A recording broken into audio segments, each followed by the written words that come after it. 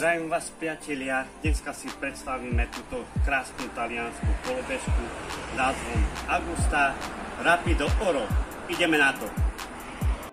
Kolobežka disponuje 4 jazdnými režimmi. Prvý jazdný režim je režim pre chodcov, maximálna rýchlosť do 6 km za hodinu. Jazdný režim sa označuje režim Eco, maximálna rýchlosť do 15 km za hodinu. Tretí jazdný režim je komfortný režim C, maximálna rýchlosť do 20 km za hodinu. Štvrtý režim sa označuje ako športový režim a maximálna rýchlosť športového režimu je do 25 km za hodinu. Zatenie kolobežky je do 100 kg.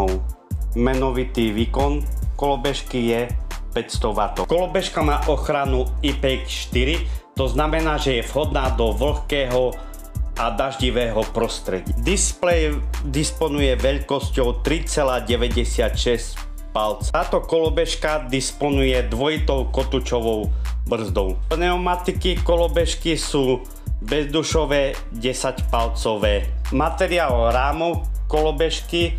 Kolobežka je vyrobená z horčíkovej zliatiny.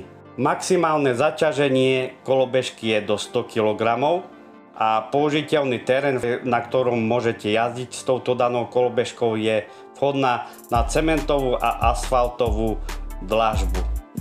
Doba nabíjania kolobežky je do 6 hodín maximálnej kapacity kolobežky. Ďakujem vám za pozretie tohto môjho ďalšieho videa o kolobežkách a ďakujem vám aj za vaše sliadnutia a prípadné lajky.